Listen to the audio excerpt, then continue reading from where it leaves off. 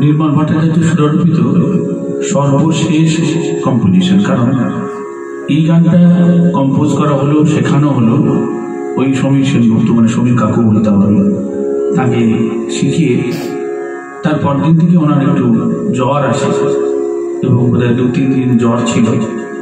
তারপরে চতুর্থ দিনের দিন ওনার সার্জন কার্ডিয়াক অ্যারেস্ট এবং অমৃতলোকে যাত্রা করেন।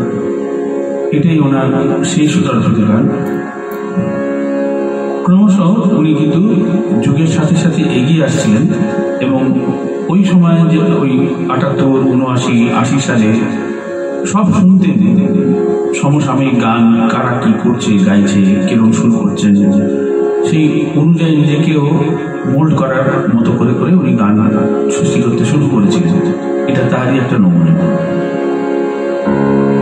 গানটা শুরু করতে করতে কিন্তু উনি বলেছিলেন যে যদি, মানে ওনার ভাষায় বলছি, যদি গানটা মান্না যদি গাইতে রাজি হতো খুব ভালো হতো, কি যোগাযোগ করে দিবে, এটা একদম ওর গলায় ঠিক মানাতো, এরকম একটা কথা উনি শুরু করতে করতে বলেছিলেন। ওই একবারই শুনেছিলাম নামটা ওনার মুখে।